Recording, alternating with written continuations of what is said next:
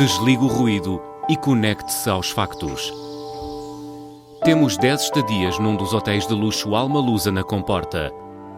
2 adultos, 2 noites.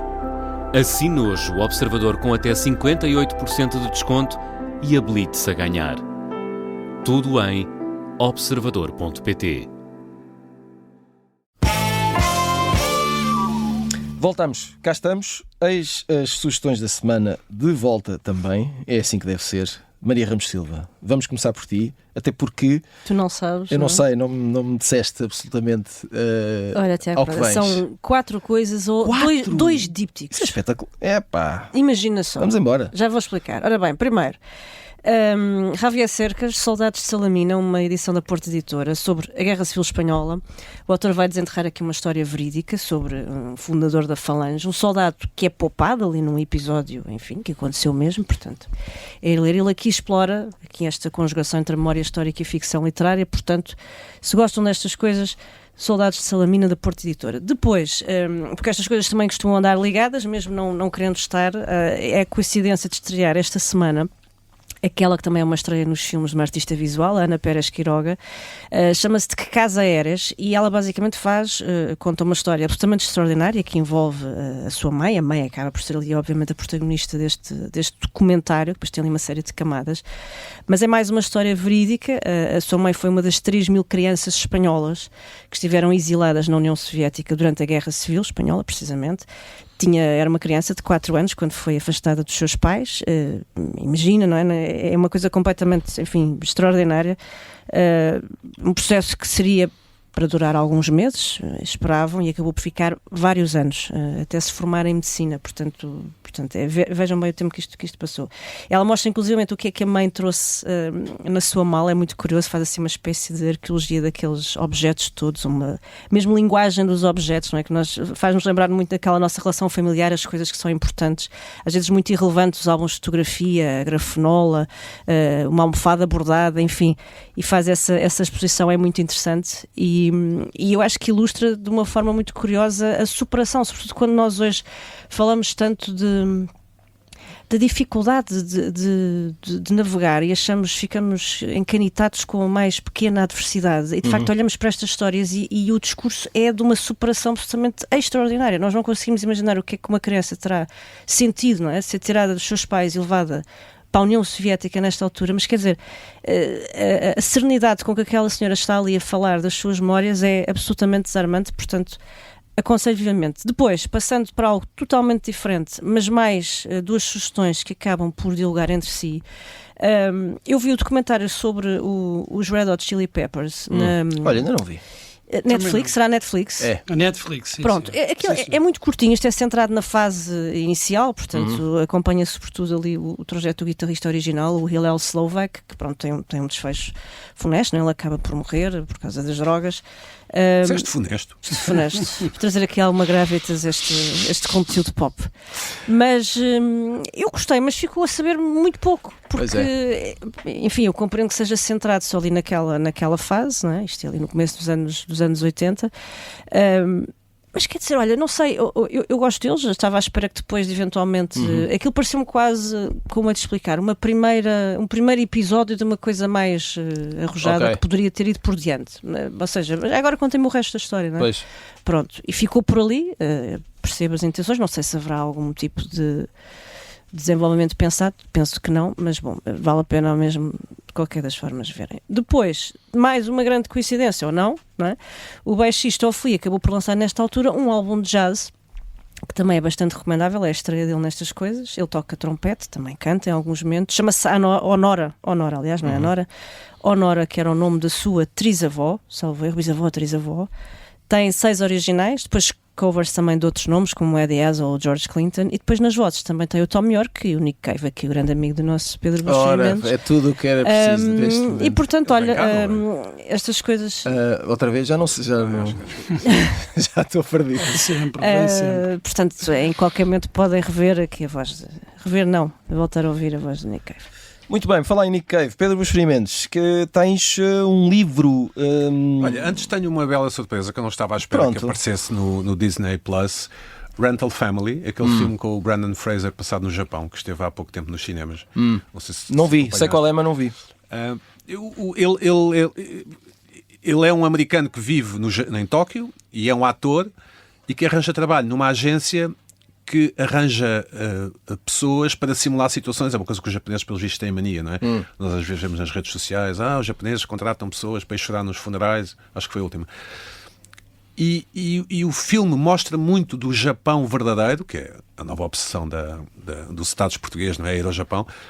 Mostra muito desses costumes do Japão e de como é estranha a civilização japonesa. Numa das situações mais fortes deste filme, ele é contratado por uma mãe para fingir que é pai de uma criança, porque a criança, para entrar na escola, a criança é mixed race, não é? É filha de um ocidental e de uma japonesa. A criança, para entrar na escola, precisa ter um pai à altura. Não, mas ele engana a própria criança. Portanto, ele é pago para enganar a própria criança, para enganar a escola. E o filme é muito terno e suave. Para não é funesto neste caso. Mas é suave. Mas olha, não esperava que. Suave também está bom. Não esperava que trouxesse um filme suave. Tem ótimos atores japoneses e é um filme. É o chamado filme que se vê muito bem. Fiquei bastante. É um filme que eu gostava de ter ido ver ao cinema. E que fiquei bastante... Aqueceu-me... não o coração, porque eu não tenho, mas... Eu ia dizer, Pedro Buxerimentos afinal tem emoções. Um rim. Aqueceu-me um rim. Nós gravamos... Pâncreas. No dia 22 de Abril, que eu acho que é uma quarta ou quinta, não sei. É uma quarta. Quarta. Vem ao Maria Matos Tom Smith, o vocalista líder dos Editors, que eu não sei se ainda existe. Eu gosto muito dos Editors. Não sei se eles... Já vi um concerto no Coliseu onde era eu, os Editors e mais, não sei, 200 pessoas. Só? A sério? Sim, fiquei espantado. Era uma banda que vinha bastante a Portugal. Eu tenho o álbum, o Tom Smith tem o álbum. Eu vi-os uma vez no pavilhão do Restelo. Eu também vi essa coisa. Gosto imenso desta banda e vou ver. Lá estarei, se quiserem tirar uma selfie com o Tom Smith. A internet... O Tom Smith tinha boa pinta. A internet diz que os Editors continuam em atividade. Então pronto. Mas dia 22 no Maria Matos, se não houver bilhetes... E isto faz sentido, porque há aqui um lado meio urbano-depressivo, portanto eu estou a reconhecer... Não, vocês veem o Nick Cave e os The National e os Tinder Sticks, e eu vejo aqui o Tom Smith. Pode ser? Então não pode, meu amigo. Pronto, é isso. 1929... Isso, agora sim o livro. De Andrew Ross Sorkin, não confundir com Aaron Sorkin, o homem das séries. Serão eles primos ou assim? Não são, segundo a internet, não são da família. Mas este é o coautor da série Billions, não sei se viram, com o Paul Giamatti, que é uma série ótima, e autor de Too Big to Fail, que é um livro sobre, e depois também deu uma série, um filme, não me lembro agora, sobre o crash da dívida soberana que houve agora na primeira década deste século. Este livro é sobre o crash de Nova Iorque de 1929, o chamado Grande Crash, que levou à Grande Depressão. E é um livro de ficção narrativa, de não ficção narrativa, desculpa, que é um género pouco cultivado em Portugal e que é um género de que eu gosto e ainda não comecei a ler, mas vou ler com certeza. É da Lua de Papel, 1929, portanto é mesmo um 9, um 2 e um 9, é assim que reconhecem a capa pelo encarnado forte. E é sobre um período da vida da América e do Ocidente que acabaria por marcar o século XX e o tempo em que vivemos atualmente. Sabes o que é engraçado? É que o Too Big to Fail, quando adaptado, também tem o Paul Giamatti. Sim. É? É. Está tudo ligado. Se calhar ele vai ver o Tom Smith também. Olha, se o vires, bebe um copo de vinho com ele. Por acaso, eu estava à espera que ele tivesse uma carreira melhor, o Paul Giamatti. Merecia. Ele é um ótimo ator. E faz um papel incrível no Billions. O que é que eu tenho para vos dar? Tenho para vos dar, obviamente já sabem, acabou DTF St. Louis, a série que todos nós gostamos, menos o Bruno. Gostaste do final? Gostei. Mas ainda vou dar uma oportunidade. Pronto. É. Gostei. Eu normalmente desconfio de mim. Gostei de toda a série e da Linda Cardellini em particular. também. E gostei... E daquelas biclas também.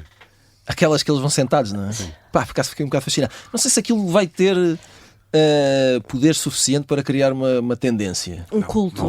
Achas que não é? É demasiado alternativo. Onde é que arrumas, imagina, onde é que arrumas aquela bicla na tua casa? Tens que ter uma garagem. Então, a maior parte das pessoas não tem, não é? Pois é. Bom, mas apreciei. Eu não sei se vocês viram o final. É muito bom, muito bom. Gostaste Sim, também? já vi. Pedro, ficaste contente? Fiquei bastante contente, embora...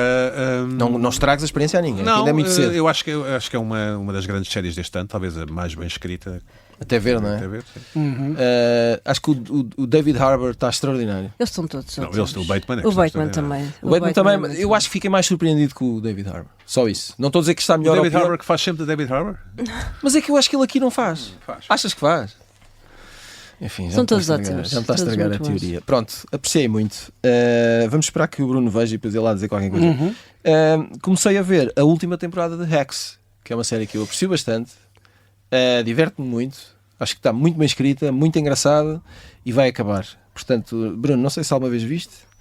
Vi para aí os 2 ou 3 primeiros episódios da primeira temporada. E depois desististe. Sim, mas estava a gostar, atenção.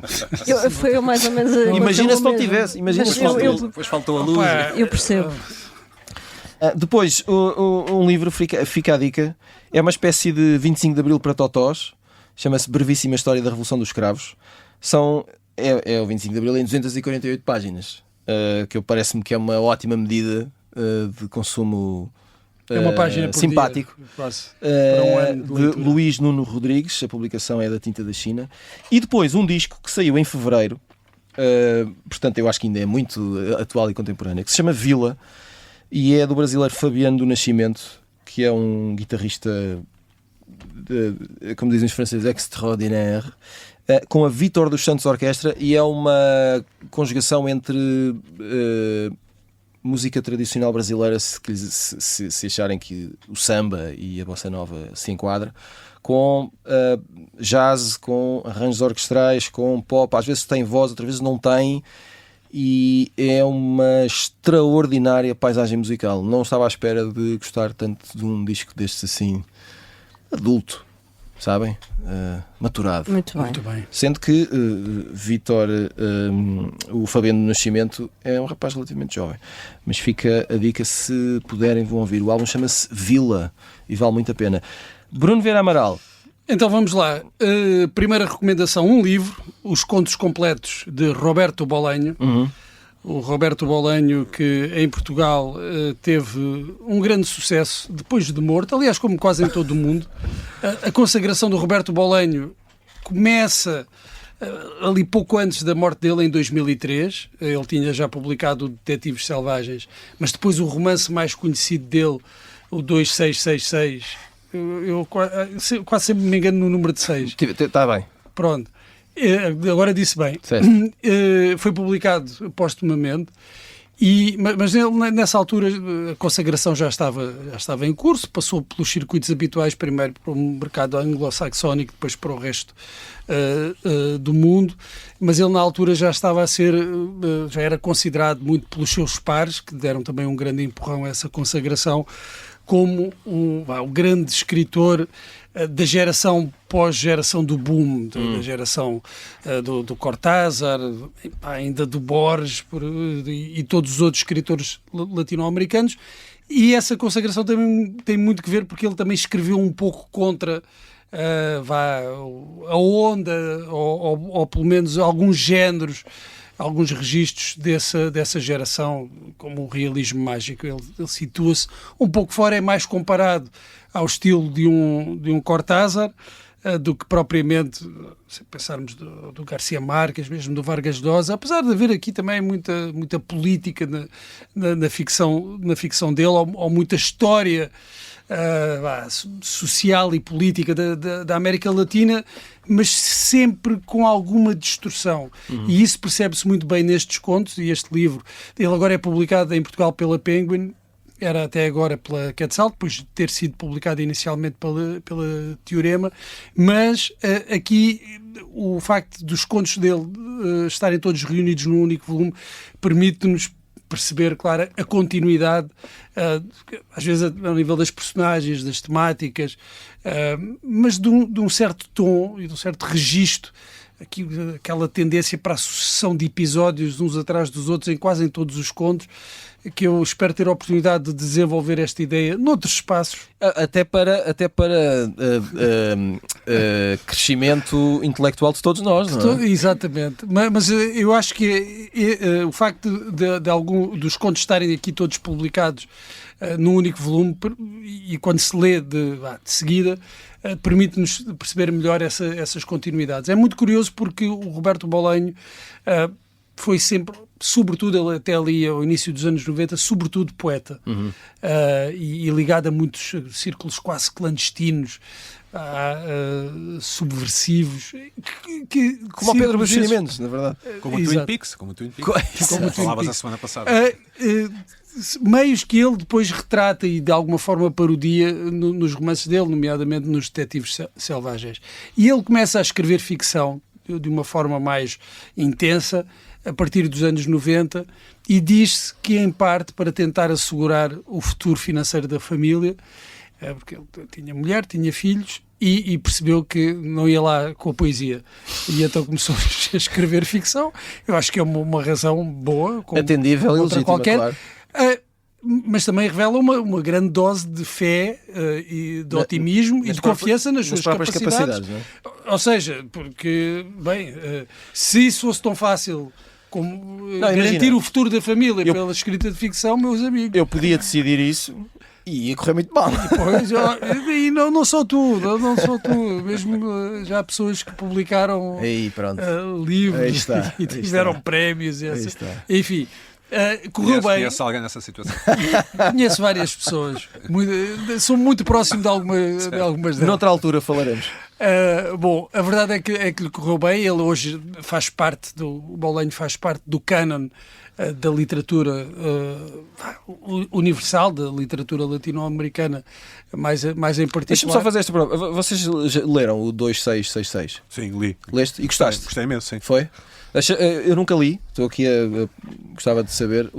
Achaste um livro muito difícil, pouco complexo? Não, achei um livro aventuroso, achei um livro daqueles que queres continuar a ler, apesar de ter milhões de páginas, não é? Pois, mil e qualquer coisa. Por acaso não me recordo, eu acho que não cheguei a ler. Lembro-me de ler o Noturno Chileno, que é extraordinário. Mas eu não sei. Eu acho que te lembrarias, até o peso de andar com aquilo de um lado para o outro. Bruno, desculpa. Sim, e pronto. Eu acho que na altura vendeu muito o 2666. Boa. Vendeu muito em Portugal. O Raiuela sai mais tarde, não é? Aquele do jogo. Sim, já há uns 20 aninhos, não é? O 266. Saiu cá em 2009. Em 2004 e depois cai em 2009. E vendeu muito. Acho que muitas pessoas foram a engano. Não sabiam honestamente, não sabiam o que é que estavam a comprar. Pensavam que fosse assim uma espécie de thriller, até porque o título era enigmático. Foi o livro da moda durante algum tempo. Foi. E depois arrefeceu um bocado a Bolonha-mania. Mas foi o chamado fenómeno literário. Foi por acaso, sim, imenso. Sim. Como o Jonathan Franzen, não é? Não sei se este não foi mais. Este foi, eu acho que este foi mais, mas o Franzen também beneficiou-se. Mas aqui há ao lado que o Bruno estava a dizer que é o... vira estrela também porque morre, não é? E isso dá um... Também, e isso explica... Em parte, um extra. O sucesso dos livros do Bolanho criou-se, de facto, uma mitologia à volta dele. Ali o escritor um bocado subversivo, marginal, fora do sistema. Ele não estava assim tão fora do sistema, até pelas ligações que ele tinha dentro do meio literário com outros escritores, como o Javier Cercas, que era amigo, o Henrique Villamatas e outros. Portanto, ele não estava isolado no mundo. Não era um bicho do mato. Não. Aliás, e como eu estava a dizer, ele parodiou um pouco, depois na ficção dele, essas correntes pouco subterrâneas, literárias, também as fações que se degladiam entre poetas menores. Aliás, a ficção dele está recheada destes escritores menores, poetas menores, gente com uma atividade um bocadinho clandestina, e ele aproveitou-se isso porque era também um meio que conhecia bem, mas no final da vida dele ele não estava, não era um escritor marginal, mas e muito menos depois da morte. Neste momento eu acho que ele está plenamente instalado no cânon da literatura latino-americana. E a família dele? Eu acho que estão a viver bem. Acho que Então ele conseguiu. Para o que deve ter contribuído também agora. Ele conseguiu. Ele conseguiu. Isso é extraordinário.